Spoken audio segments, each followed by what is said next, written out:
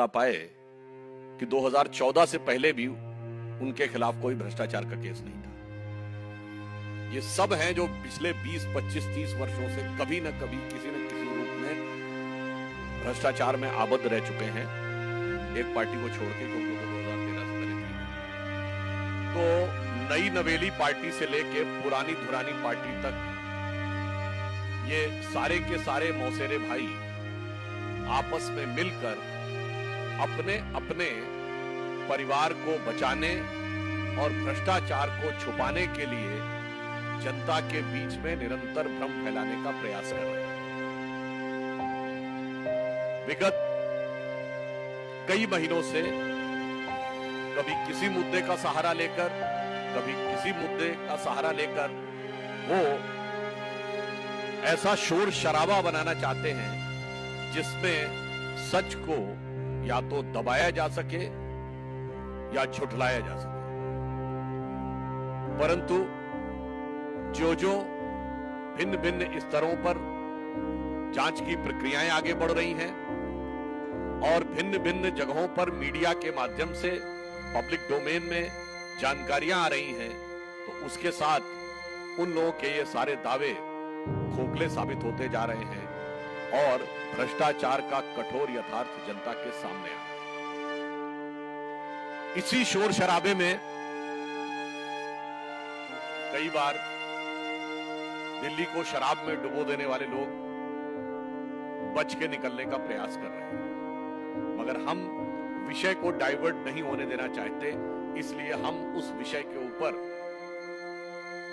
पुनः जनता का ध्यान आकृष्ट करना चाहते हैं, यानी उसका फोकस बना के रखना चाहते हैं। अब पिछले 1-2 दिन में जो जानकारियां आई हैं, जो पब्लिक डोमेन में आई हैं, कि पूछताछ के दौरान स्वयं दिल्ली सरकार के पदों पर बैठे हुए लोग इस शराब के घोटाले में सक्रिय भूमिका निभा रहे लोग और मनीष सिसोदिया जी के जो सचिव रहे हुए लोग, उन सब के संदर्भ से जो तथ्य सामने आए हैं वो उन चीजों को अब पुख्ता कर रहे हैं जिसे वो लोग सिर्फ आरोप सिद्ध करने का प्रयास कर रहे थे। उदाहरण के लिए कि जो टेक्निकल कमेटी थी उसने यह संस्तुति की थी कि होलसेल यानी थोक विक्रय का अधिकार सिर्फ सरकार के पास रहेगा, ये प्राइवेट को नहीं दिया जाएगा। दूसरा, जो प्राइवेट को यानी रिटेलर जो दिया जाएगा,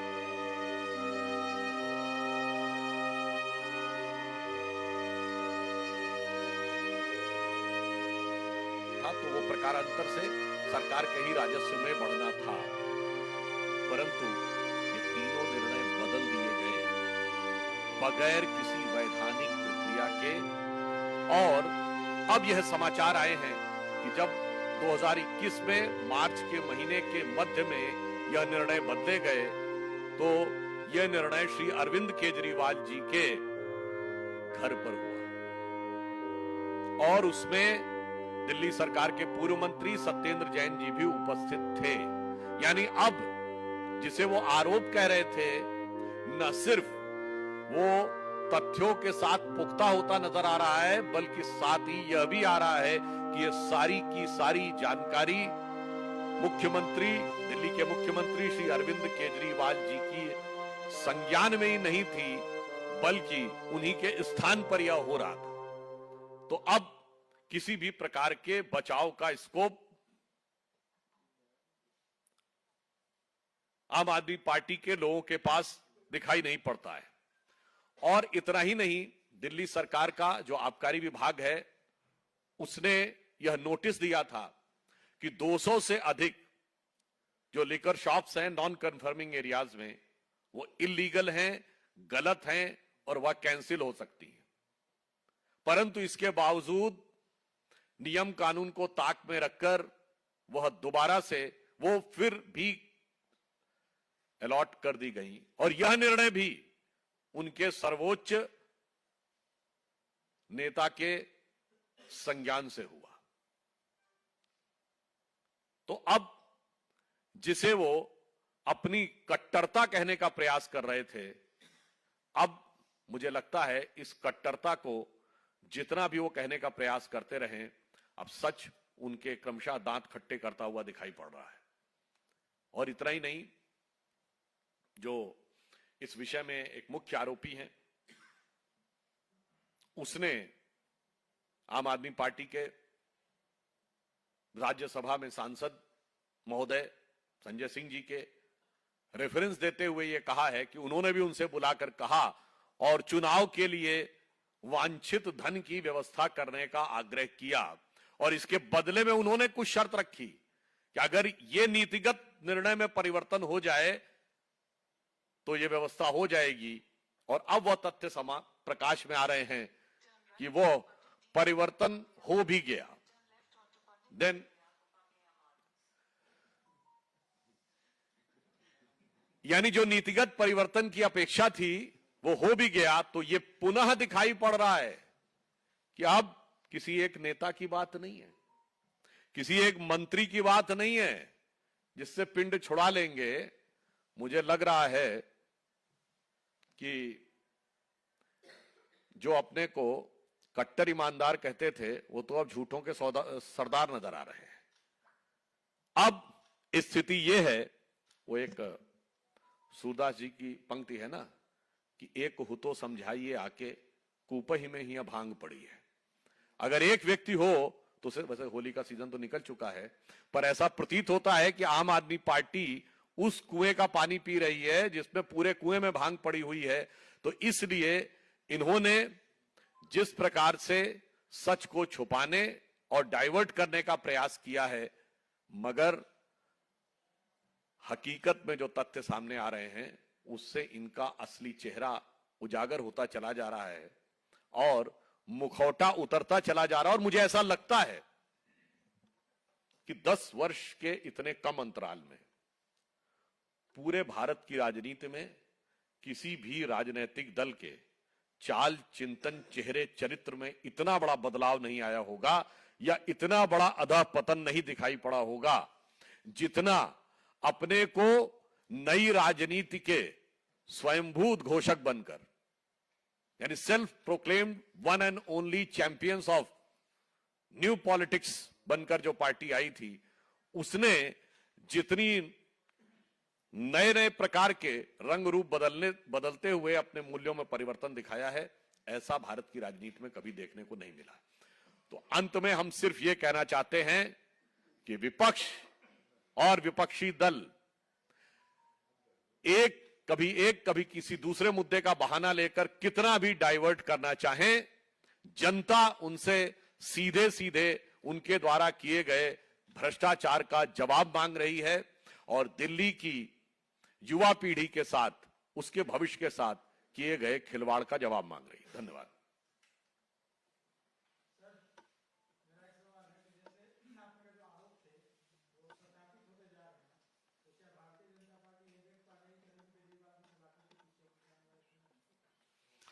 देखिए, आरोप सत्यापित होते जा रहे हैं और उसके अनुसार जो भी विधि सम्मत कार्रवाई होगी वो व्यवस्था के अनुसार होती चली जाएगी।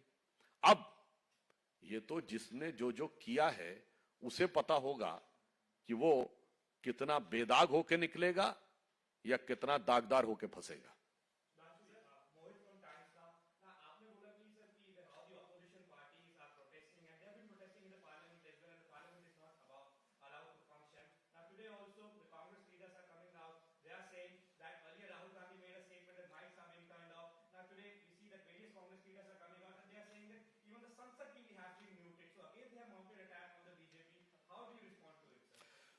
I just want to again re-emphasize that they are trying to divert the attention from the core issue of corruption.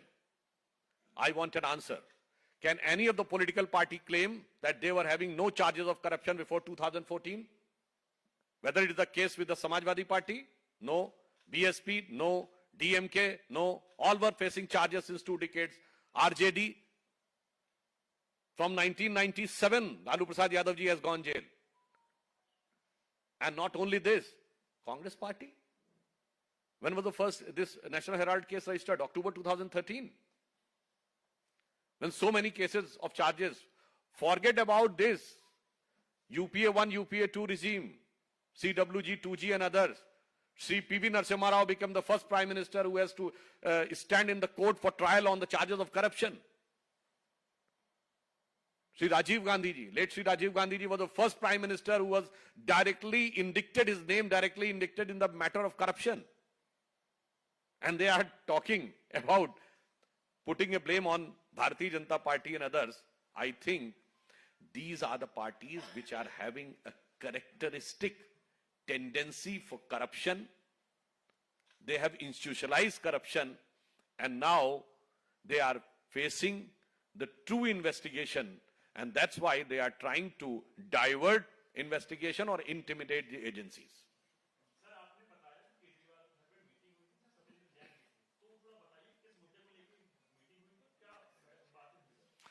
हमने नहीं बताया है, ये तो अब लोगों की जानकारी में आया है, ये पब्लिक डोमेन में है कि जब नीतिगत निर्णय जो टेक्निकल कमेटी ने तय किए थे, उन टेक्निकली उन्हीं पॉइंट्स को फॉलो करके निर्णय होना चाहिए था, वो न करके उसको बदलने का जो निर्णय हुआ वो उनके घर पर हुआ। इसका अर्थ यह हुआ या तो वो इस विषय को दिखा दें कि सरकार के द्वारा प्रदत्त किस अधिकार का प्रयोग करते हुए उन्होंने नियम या कानून के किस क्लॉज के तहत ये निर्णय बदल दिया। अगर उनके अधिकार में, यदि नियमानुसार प्रक्रिया पूरी नहीं की और फिर बदल दिया, फिर तो उनका सारा का सारा दावा धराशायी हो जाएगा।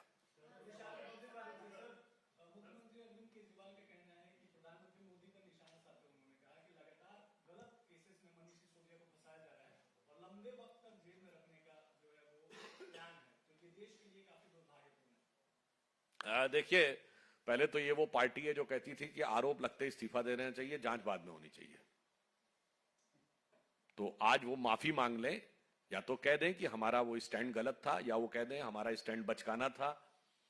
दूसरा, इस पार्टी की क्या क्रेडिबिलिटी कही जाए? वो अपनी मानसिकता से बोल रहे हैं। उन्होंने किस किस पे आरोप नहीं लगाए और किस किस से आके कोर्ट में माफी नहीं मांगी।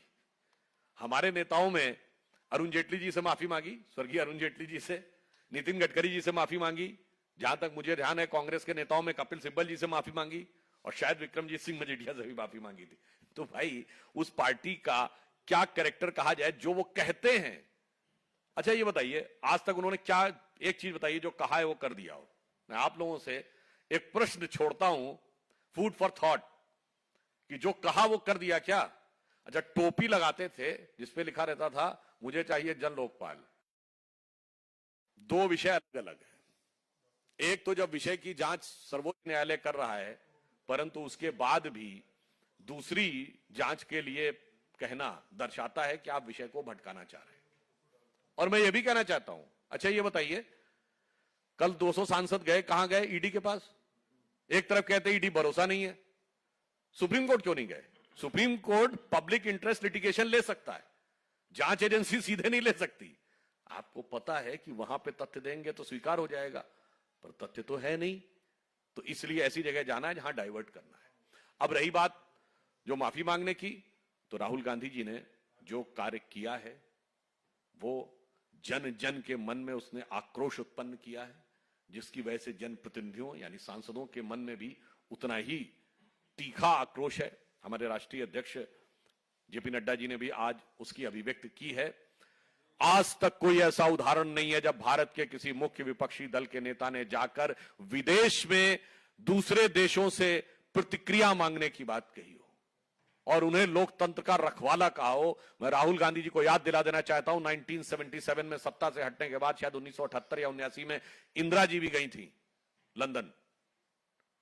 उन्होंने भी कभी यह नहीं बोला था, जबकि शायद जहां तक मुझे ध्यान है वो जेल से बाहर निकलने के बाद गई थी। मगर अफसोस कि उन्होंने भारत की इस लोकतांत्रिक परंपरा के साथ और पूरे भारत का जो अपमान किया, इसके लिए उनको बिना शर्त माफी मांगनी चाहिए। जी ये बता दें कि अरविंद केजरीवाल ने दिल्ली में क्या किया, कितने वादे पूरे किए। तमाम जो अभी चुनावी राज्यों में जाके वो बात कर रहे हैं, वहां पर भी वो दिल्ली के स्कूल मॉडल की बात करते हैं, अच्छी स्वास्थ्य योजनाओं की बात करते हैं, फ्री बिजली की बात करते हैं और गुड गवर्नेंस की बात करते हैं। तो अभी भी तो सर वो उसी मुद्दों पर चल रहा है जिस पर आप लोग लगातार दिल्ली में उनको घेर रहे हैं और आप तो इसीलिए तो दिल्ली के अलावा वो कहां कहां सक्सेसफुल हो पा रहे हैं। अब एक बात और देखिए, जैसे आपने कहा कि वो उस मॉडल की बात करते हैं, शिक्षा का कैसा सुंदर मॉडल है। ऐसा शिक्षा मंत्री आपको देश में देखने को नहीं मिला होगा जिसने नीति बनाई हुई एक बोतल के साथ एक बोतल फ्री, यानी बस्ते में बोतल छुपाने वाला शिक्षा मंत्री आपको पूरी दुनिया में सिर्फ यहां मिला होगा। और फिर उसके बाद ये भी कहे, उनके मुंह से अनायास कितना सच निकल गया था। कितना मुश्किल है न्यूयॉर्क टाइम्स अखबार में छपवाना, मतलब छपवाना निकल ही गया था ना मुंह से। और कितना सच बोलते हैं, कहते हैं कि न्यूयॉर्क टाइम्स सबसे बड़ा अखबार है, बोले थे ना। आपको पता अमेरिका का सबसे बड़ा अखबार कौन है? यूएसए टुडे, न्यूयॉर्क टाइम्स नहीं है।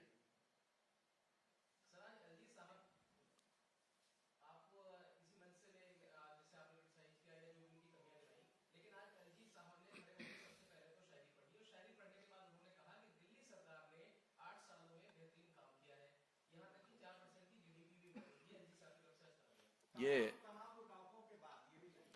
मान्यवर, ये सरकार का बयान होता है तो इस समय वो कैबिनेट के द्वारा अनुमोदित बयान होता है। तो आप ये कहिए एलजी साहब ने सरकार का वक्तव्य पढ़ा है, बस इतना संशोधन कर रहा हूं आपके वजह। नीरज जी, नीरज पांडे जी।